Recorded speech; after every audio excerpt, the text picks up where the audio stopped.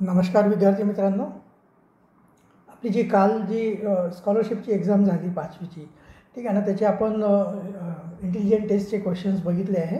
आता आपण मराठीचे जे क्वेश्चनचे ॲन्सर काय आहेत ते बघूया आपण, ठीक आहे ना. हे बघा, हे फेब्रुवारी 2025ला झालेली एक्झाम, ठीक आहे ना, कालच झालेली आहे. ठीक आहे, मराठीचे आपण उत्तर बघूया काय आहेत ते.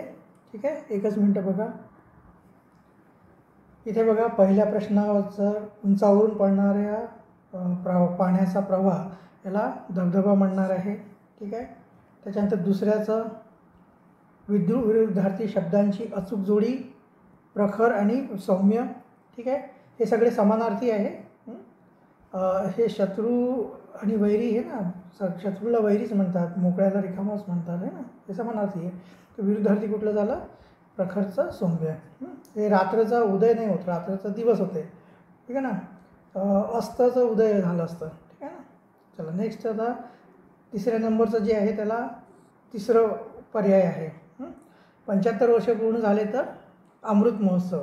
ठीक आहे ना, मागच्या वर्षी आपण बघा आझादी का अमृत महोत्सव 75 वर्ष पूर्ण झाल्या आझादी का अमृत महोत्सव केला आहे ना का. ठीक आहे, त्याच्यानंतर दंड या शब्दाचा अर्थ होत नाही. ठीक आहे ना, दंडचा अर्थ शिक्षा, काठी, बाहू हे सगळंच होते, फक्त हे धड होत नाही. ठीक आहे, त्याचा पर्याय येतो चौथा नंबर. पाचव्यामध्ये जसे साधा भोळा तसे भोळा भाबळा, त्याचा उत्तर येतो आहे पहिला. योग्य पर्याय याचा येतो आहे पहिला. ठीक आहे, त्याच्यानंतर सहाव्यामध्ये बघा, धाड धटक धाड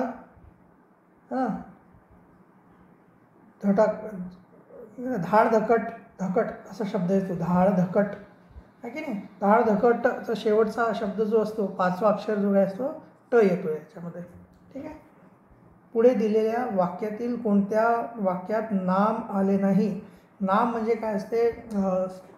वस्तू आहे ना, किंवा जागेचे किंवा कुठल्या व्यक्तीचे जे नाव असतात ते नाम असतात. इथे गुढी आहे, इथे घरी आहे, इथे गाणी आहे, इथे तिसऱ्यामध्ये नाम आलेले नाही आहे. ठीक आहे, त्याचा उत्तर येतो आहे सातव्याचा तिसरा येतो आहे. ठीक आहे, चला पुढचं बघूया. इथे बघा, दिलेल्या वाक्यातील अधोरेखित शब्दाचे लिंग ओळखा. सायंकाळ होताच गडाचे दरवाजे बंद झाले. दरवाजा पुल्लिंग आहे, खिडकी स्त्रीलिंग असते. ठीक आहे, त्याच्यानंतर दिलेल्या विधानातील क्रियापद ओळखा. याच्यामध्ये क्रिया गातील आहे ना, गाणं गातील. ठीक आहे ना, तर गातील याच्यातलं क्रियापद आहे. ठीक आहे, त्याच्यानंतर पुढीलपैकी निश्चितपणे एकवचनी नाव कोणते? एकवचनी नाम जाळी. ठीक आहे, याचा पर्याय आहे तिसरा. पुढे दिलेल्या कोणत्या वाक्याच्या शेवटी पूर्णविराम येईल? तर त्याच्यामध्ये तुझा प्रामाणिकपणा मला आवडला, इथे एक पूर्णविराम येईल. बाकी हे प्रश्न विचारले, काय रे बाबा कपडे आणलेस का? तो प्रश्नचिन्ह आहे. कपाटातील पैसे कुठे गेले? प्रश्न आहे. एवढ्या सामानाला किती रुपये लागतील काय? हे पण प्रश्न आहे. ठीक आहे ना, हे सगळे प्रश्नवाचक हे आहे, चिन्ह येणार आहे याला. इथे फक्त पूर्णविराम येणार आहे. त्याचा उत्तर येतो आहे दुसरा, 11व्याचा पर्याय क्रमांक 2. अशुद्ध शब्द पर्यायातून निवडा. याच्यातलं सगळे अशुद्ध शब्द हे बाकी सगळे बरोबर आहे, फक्त एक बक्षीस जो आहे तो आहे. इथं लहान विलांटी नसते, पहिली विलांटी नाही दुसरी विलांटी यायला पाहिजे. ठीक आहे ना, तर बक्षीसची दुसरी विलांटी यायला पाहिजे. त्याचं उत्तर आहे पहिला, 12व्याचा. 13वं आहे, खेळातील स्वयंपाक या कवितेचे कवी कोण आहेत? हे चौथ्या वर्गात होती बघा तुम्हाला कविता, खेळातील स्वयंपाक. ठीक, यांचे जे कवी आहेत ते किशोर पाठक आहेत. ठीक आहे, चला पुढचं बघूया आता. हा उतारा व्यवस्थित तुम्ही वाचून घ्या. वाचल्यावर तुम्हाला हे सगळे प्रश्न जे आहे ते वाचल्यावरच कळेल. ठीक आहे, उतार्यातील वर्णनानुसार हवेच्या शुद्धीकरणात पुढीलपैकी कोणाची भूमिका महत्त्वाची असते? तर झाडांची भूमिका महत्त्वाची असते. ठीक आहे ना, झाडं आपल्याला कार्बन डायऑक्साईड शोषून ऑक्सिजन देतात आपल्याला. ठीक आहे, तर झाडाची भूमिका महत्त्वाची आहे. कपडे तयार करण्यासाठी उतार्यातील वर्णनानुसार कशाचा उपयोग होतो? तर कापूस याचा उपयोग होत असतो. ठीक आहे, कपड्यांसाठी. त्याच्यानंतर उतार्यातील वर्णनानुसार सर्व सजीवांच्या जीवनमानावर परिणाम करणारी बाब कोणती? तर पाऊस आहे ना. पाऊस पडला की सगळ्यांच्या जीवनमानावर परिणाम होतो की नाही? सगळीकडे हिरवं हिरवं होतं आहे. ठीक आहे ना, बेडूक ओरडायला लागतात, किरकिर किरकिर आहे की नाही. चला नेक्स्ट बघूया. ही कविता पण तुम्ही व्यवस्थित वाचा. कविता वाचल्यावर तुम्हाला हे सगळे जे प्रश्न आहे ना सहज सोडवता येईल. कवितेतील आशयानुसार तुरा कोठे मिरवत आहे ना, तुरा जो आहे फांदीच्या टोकावर मिरवत आहे. ठीक आहे. जेवणावळीत कोणत्या पानाला महत्त्व आहे? तर याचं बघा, येथे केळीच्या पानाला महत्त्व आहे. ठीक आहे ना, केळीचं पानावर जेवण करतो की नाही आपण. त्याच्यानंतर बघा, झाले 18 झाले. पुढचं बघूया आता. कवितेतील वर्णनानुसार असत्य विधान कोणते? तर याच्यामध्ये हे बघा, थंडगार पाय भाजून निघतात असं कुठे होते का? सावलीमध्ये, झाडांच्या सावलीमध्ये पाय भाजतात का? नाही भाजत, आहे की नाही. उलट आपल्याला पाय भाजण्यापासून आपलं वाचतात ना झाडांच्या सावलीमध्ये. ठीक आहे ना, पानांच्या सावलीत. ठीक आहे. नेक्स्ट बघा, कोल्हा काकडीला राजी या म्हणीचा अर्थ पर्यायातून निवडा. तर याच्यामध्ये क्षुल्लक वस्तूच्या प्राप्तीने सामान्य लोक संतुष्ट होतात. चौथा येतो याचा.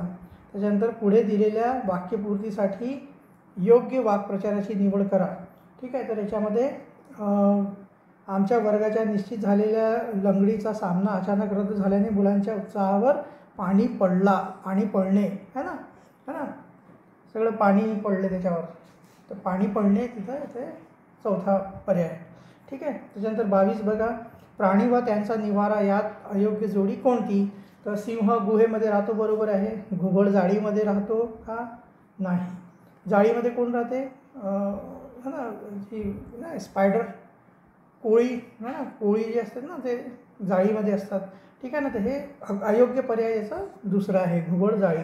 ठीक आहे ना. हे पोपट ढोली बरोबर आहे, उंदीर बीळ बरोबर आहे. ठीक आहे ना. सॉरी, हे याला टिक करू नका, हे बरोबर आहे. अयोग्य आपल्याला शोधायचं आहे ना, तर अयोग्य याच्यातलं दुसरंच आहे. कन्फ्यूज होणार तुम्ही सगळीकडे टिक लावून टाकले तर.